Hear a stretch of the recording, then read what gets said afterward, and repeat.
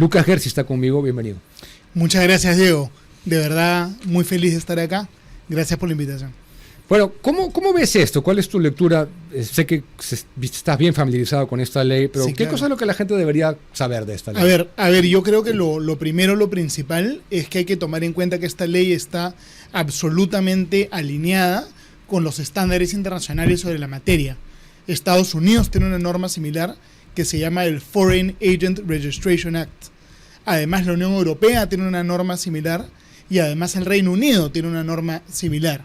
Es decir, es evidente que tiene que haber un control del dinero que viene a través de cooperación técnica internacional y que tiene que haber un proceso de supervisión. Es decir, la ley, yo creo que en su concepción está muy bien. Donde podemos discutir es en detalles, ¿no es cierto? Pero cosas... la premisa básica de la ley yo creo que es absolutamente impecable, ¿no? ¿Hay por ahí algún exceso de la ley? ¿Hay algo en lo que se equivoca? Yo creo que hay problemas de técnica legislativa. ¿Cuáles son los problemas de técnica? Algunos yo sí creo que son severos. El Tribunal Constitucional ya ha señalado que si tú vas a crear un régimen sancionador, tiene que respetarse el principio de tipicidad. ¿Eso qué significa? Significa que la ley, no el reglamento, te tiene que decir, estas son las conductas prohibidas y estas son las sanciones que se aplican si tú incurres en conducta prohibida. La ley debería tener una tablita que diga, ¿no? Por ejemplo, si es que yo financio una actividad violenta, se me aplica una multa de tanto. Si es que yo no registro mi proyecto o miento al registrar mi proyecto, se me aplica una multa de tanto. El problema es que la aplicación de las multas no está en la ley y ni siquiera está en el reglamento, sino que el reglamento dice que el APSI va a desarrollar una fórmula que no se dice cuál va a ser para definir el monto de las sanciones. Entonces ahí hay un defecto de técnica legislativa. Y si, mira, yo te digo, si el IDL o alguna ONG lleva esto a un juez o al Tribunal Constitucional, no es imposible que un juez diga que esta ley se tiene que reformular. Yo recuerdo, estuve en una entrevista con Carlos Rivera, ¿no? Y Carlos Rivera me dijo ahí, yo me voy a sacar mi planillón y voy a sacar 5.000 firmas para llevar la norma al TC, ¿no? Me gustaría preguntarle si ya lo está haciendo, ¿no? ¿Pero un juez puede hacer eso? Claro, por supuesto. ¿Decirle al Congreso que reformule la ley? No, digamos un juez puede declararla, puede inaplicarla, ¿no? O puede inclusive declararla inconstitucional el TC. O sea, la ley tiene un defecto técnico, ¿ya? Que es este defecto técnico de la precisión de la sanción. Está muy bien en su concepción, pero tiene ese defecto técnico que yo creo que se podría superar. Luego, este cuadro no es el de infracciones muy graves y sanciones. Ese cuadro no, tú dices que es muy abstracto. Sí, no es suficiente. Porque no te dice qué conlleva, qué multa, qué monto exacto. Así es, claro.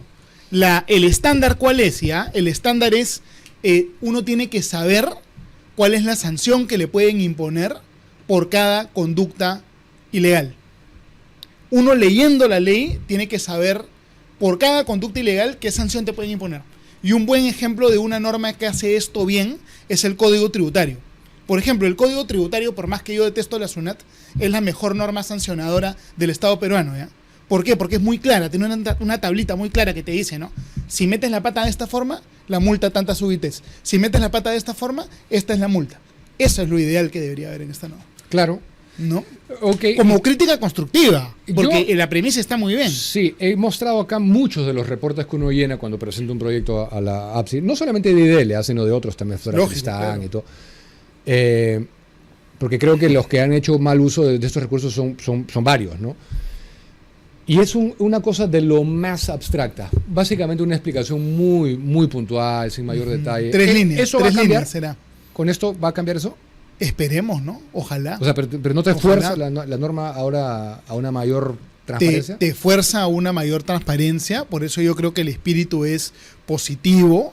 Hay una parte de la ley que se debatió mucho, ¿no? Que se establecía, no en el reglamento, sino en la ley, ¿no? Se establecía que podía sancionarse a una ONG que presenta demandas, ¿no?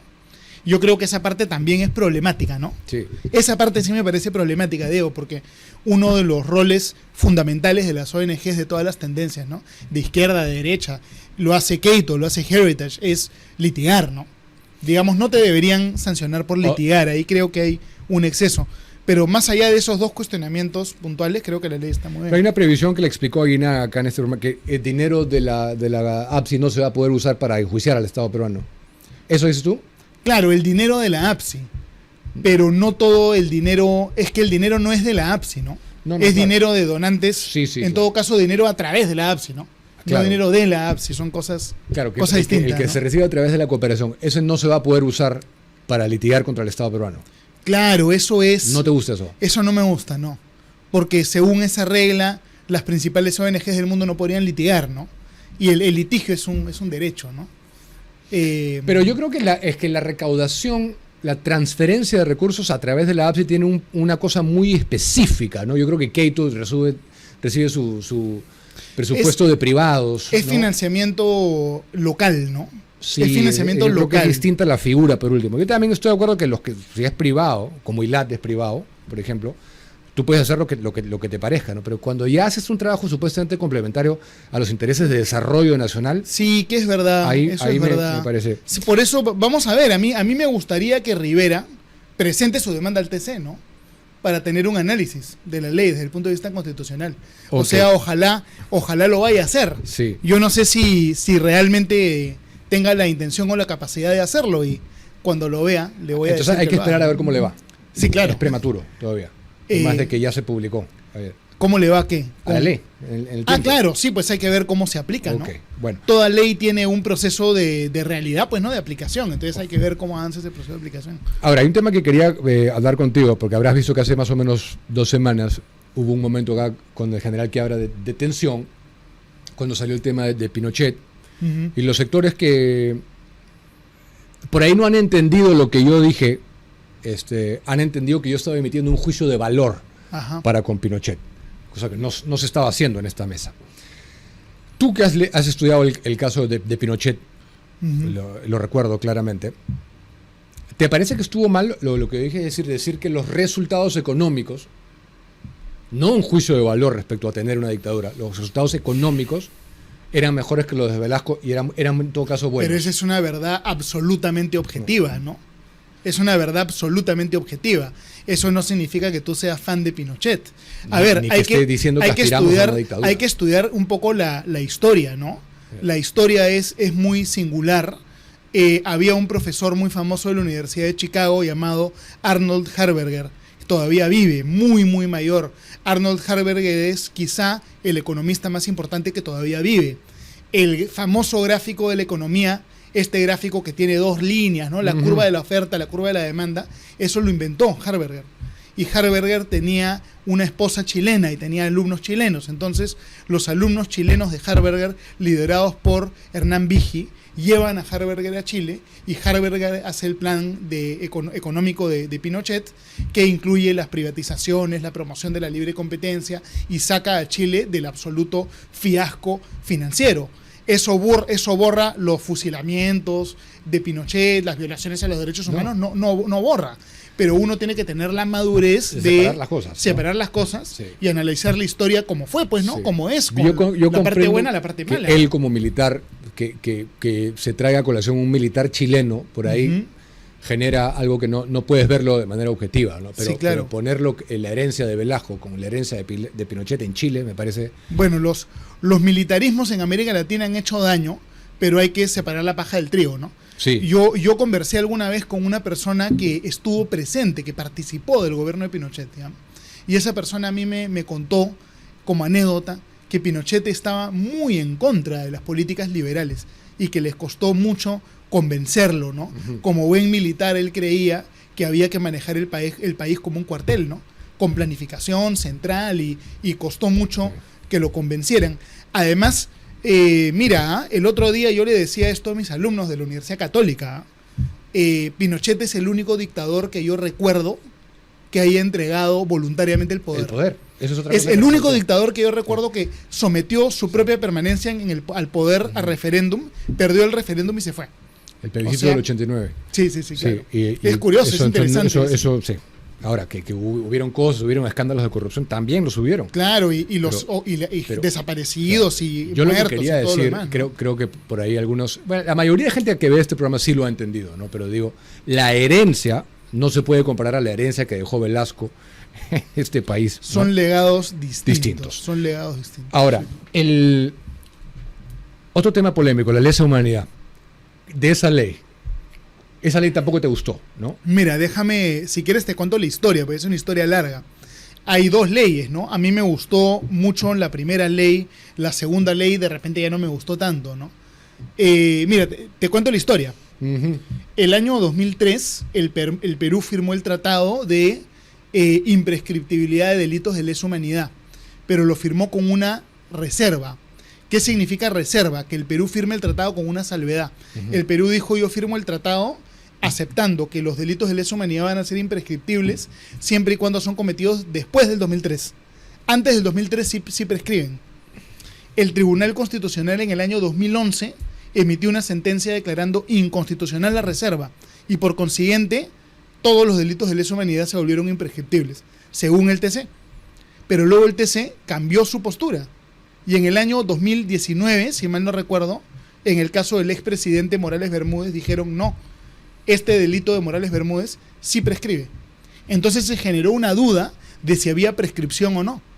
Y ahí es cuando el congresista Rospigliosi aprueba esta ley muy buena diciendo que los delitos de lesa humanidad prescriben. Los jueces no la aplicaron. Y Rospigliosi, como los jueces no la aplicaron, el Congreso dijo, no, aprueba una ley de amnistía. En vez de ir a la amnistía, yo creo que debieron haber mandado la ley de la prescripción al TC. Si el TC decía que era constitucional, ya nadie la podía inaplicar. La 3207.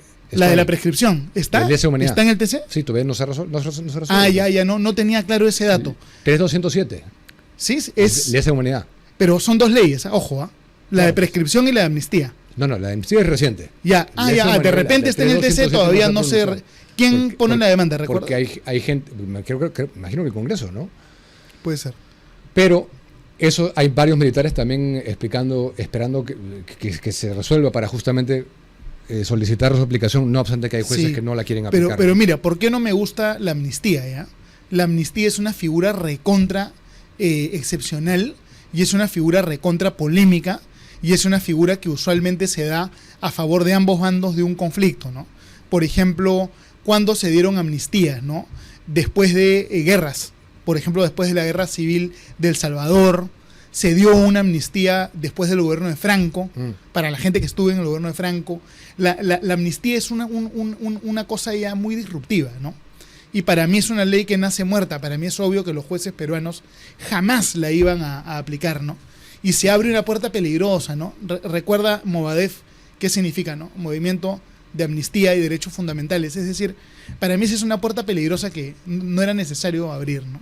O sea, había que esperar ¿Y qué pasa si es que el TC se pronuncia y dice si es constitucional la ley de lesa humanidad y los jueces se niegan a aplicarla? No, la regla es que si el TC dice que una ley es constitucional, esa ley es sagrada, ya no se puede inaplicar. Es decir, si el TC habla, ya los jueces podrán llorar, podrán chillar, pero no pueden inaplicar la ley. ¿No ha pasado eso, no? No, eso nunca ha pasado. Siguen aplicando control difuso y no Pero no aplican la ley. Cuando el TC dice que es constitucional, ya no existe control difuso. El control difuso es antes que se pronuncie el TC. Una vez que el TC habla, ya nadie la va a inaplicar nunca. O sea, esa no hay es la manera. regla. No hay manera. No hay manera. Digamos, una ley en el Perú auténticamente es ley una vez que el TC la santifica. Por eso es que algunos comparaban al TC con un Senado, ¿te das cuenta? La ley en el Perú es sagrada cuando pasa a través del TC y sobrevive. Ese es el procedimiento. La Defensoría ha llevado al TC la ley de amnistía. La segunda. Hoy día. Sí. Bueno, va a ser muy interesante. Claro. Ojalá resuelvan rápido, ¿no? Hay que pedirles. Por eso es que yo tuve reparos, justamente por lo que has explicado, es que yo tuve reparos con el proyecto de ley que fue la ley de retorno al sistema bicameral. Porque ya no es una calle de doble vía de regreso a diputados. 31 senadores van a gobernar. Sí, ahí yo creo que hay un defecto técnico, ¿no? Para que la bicameralidad funcione correctamente, ambas cámaras tienen que aprobar el mismo proyecto. Si tú le permites a diputados modificar lo que hace, si tú le permites a senadores modificar lo que hace diputados y aprobarlo sin devolverlo, va a ser el gobierno de una cámara de... Es un error grave. Sí. Centralizado. Es un error grave que lo deberían corregir. ¿Se puede todavía? Bueno, ellos dicen que lo van a corregir a través del reglamento. Y yo les creo, pero deberían corregirlo también en la Constitución. ¿no? Debería haber una ley de reforma constitucional. Eso ha que dejado un precise. sinsabor tremendo. Sí. Tremendo. Sobre todo esta elección, que va a ser una elección muy complicada, ¿no? Sí, que haya algunos que puedan volver a postular sin cumplir los requisitos solo porque ya fueron congresistas. Además, los dos tipos de senadores. Digamos, Sí, claro, va a haber nacional, senador nacional y senador sí. de tu región, va a ser Sí. complicado. Es muy complicado de leer. Ser complicado. Para terminar, quiero tener tu reacción al asesinato de Charlie Kirk antes de despedir. Es un acto pues execrable de violencia política, ¿no? Y miremos lo que pasa en lo que ha pasado en Ecuador, lo que ha pasado en Colombia, este asesinato político en Estados Unidos, los intentos de homicidio de Donald Trump, ¿no? También, es decir, hay que estar siempre alertas y condenar esto, ¿no? Pero ¿tú crees que hemos llegado a un punto en donde por las narrativas y de repente por un poco de irresponsabilidad también en la prensa se está aceptando el asesinato como un método? Yo creo que Kirk era justamente una persona que predicaba muy fuertemente en contra de eso, ¿no? Que nunca Claro. perdió la capacidad de debate, de diálogo, de conversar, incluso con los que pensaban diferente a él, y su legado tiene que ser eso, mantener la llama del diálogo viva, ¿no? Digamos, tener nosotros la capacidad de sentarnos con una persona progresista o de izquierda y debatir respetuosamente y de repente aprender, ¿no? También. Eso hay que cultivarlo, ¿no? Esa es democracia, ¿no? A puertas de una campaña electoral, espero que eso no esté sucediendo acá, pero no podemos descartarlo, lamentablemente. Sí, mira, en el Perú yo no recuerdo que haya habido un asesinato político desde los tiempos del Sendero Luminoso, ¿no? Ujú. El Perú no ha tenido ese tipo de niveles de violencia y esperemos que no se llegue a eso. Sí. Y a cuidar y luchar por la democracia siempre, que es el trabajo común que creo que tenemos, ¿no? Claro que sí. Gracias por estar acá. Gracias, Diego. Gusto verte.